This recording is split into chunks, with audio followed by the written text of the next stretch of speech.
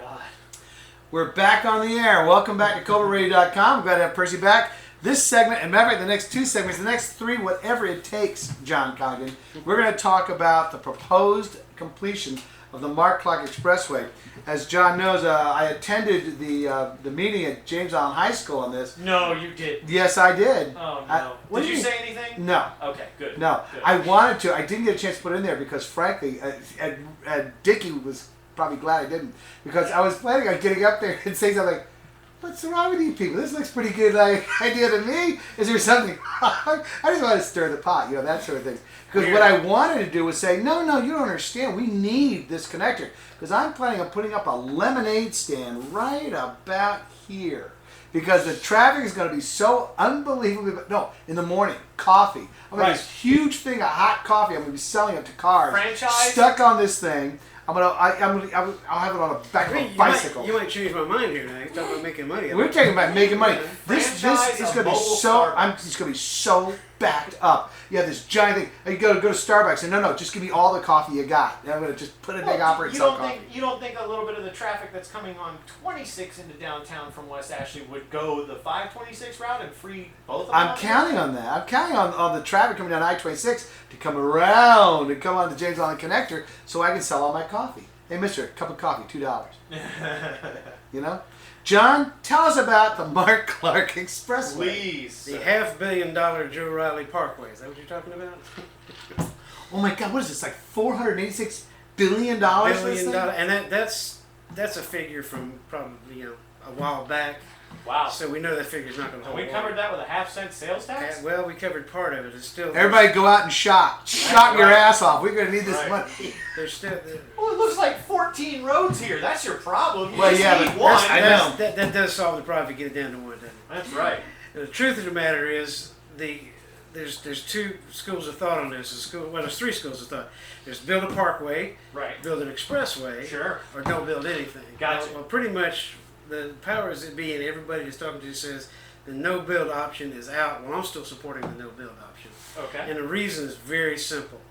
Unfortunately, we can't see this map on the webcam too good right now, but the traffic will be funneled all the way from Somerville, North Charleston, West Ashley, Johns Island, James Island. Let's not forget Goose Creek. That's right. Well, sort of did it. Yeah.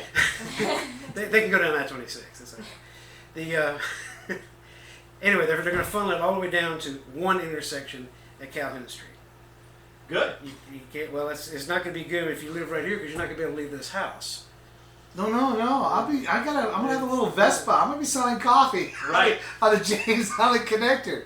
Well, might I ask, if everybody's coming down 26? Right.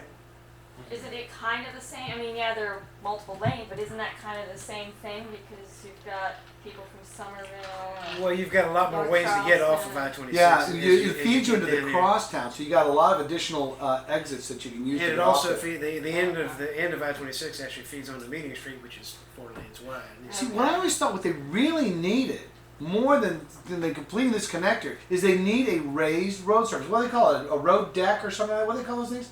You need a road surface elevated above the crosstown. They need light rail. Well, light rail. You know what? That would be nice, actually. Stop thinking about it. They were talking about that on TV this morning. The coastal conservation people were talking about that. But that's a $1.2 billion thing to build a light rail system. And that's a lot of money too. So. See how much it costs to be green hippie?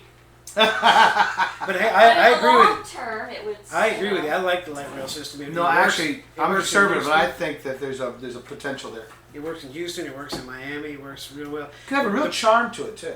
It does. And But you would get out ahead of the problems that this is a problem that people had originally, the I-526 extension was planned as part of the 526 it was original planned, building, but correct? it wasn't planned carved in stone. It was Right. just something. They were saying something was supposed to be done. Sure, and if That they was- had that built was it the then idea. and then people had built around it, it would not be an inconvenience. Something similar like that could be argued for the light rail system. If you build it now, it will service the needs of a larger metropolitan Charleston area. The only downside of the light rail system is right now, and I agree with what you're saying, is that the density is not heavy enough in Charleston to support the light rail system today. But you're right. In a few years, it could be great. By they've got some 2030, new- we're going to be the size of Charlotte, North Carolina. I'm sorry. Yeah. what? By 2030, we're going to be the size of Charlotte, North Carolina. In the economy we have now, we still have growth problems here. Right. Progressive. I mean, you got to think in terms of a proactive infrastructure development for a city that's building like this. This is where the problem comes in. Everything that you're saying is a reason not to build this, because you're building this already knowing that it's not going to handle the traffic that we have today. We won't be able to handle it. And we'll all be underwater anyway. Well, that's right. Sea. And the world's getting into 2012. Oh my God! Boats! I'm gonna As ride a penguin. Gondolas! My dad thinks so. They should do it like in Venice or something. Make like Take little, the roads out. Yeah. Just go ahead and dig them all out. Yeah. Flood the roads and let people go through the city of We'd all Charleston. have, have waterfront property, be worth more. That's right. I have property in Goose Creek that will be waterfront, so I'm looking forward to this. Global warming is my friend. I'm all for Al, man. I'll be on an island. That's right. I'm up on You'll an be on your ancient second reef. story going down into the, you'll be viewing fish out your bedroom window. I'll be fishing right out this window right That's here. right. Anyway, that's my main thought on it, is not to build it at all. But So what's the alternative? the What's gonna handle alternative, you have two possible alternatives. You can either What are build an expressway, which it says on every piece of paper that we have. Which was the here, original Mark intent. Clark Expressway. It does not say Mark Clark Parkway. No. Right. The idea is it's supposed to be I-526, not I-526 leading into a neighborhood. Sure. And 7 No. stoplights. So and the other option is to have either the expressway or the parkway.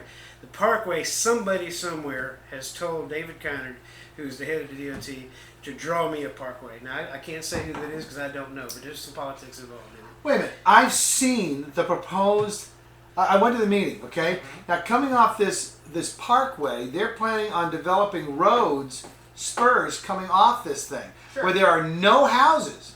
There's nothing there. It's just woods. They're gonna Now let I'm telling you people right now, come in and there's buy that land. that there are developers who already own this land who want this thing put in so that they can put in these housing developments, and that's what's driving this. Oh, you can bet. Strangely enough, all that land on Johns Island is already part of the city. As part of the city of Charleston, which already means been the city of Charleston will gain a huge influx in tax revenue, revenues. but getting it from the kind of neighborhood that draws very little on city services. Let me tell you something. I'm in the township of James Island. I get my trash picked up twice a week. My neighbor across the way is in the city of Charleston. He pays more in taxes than I do, and he gets his trash picked up once a week. Yes. I didn't know that.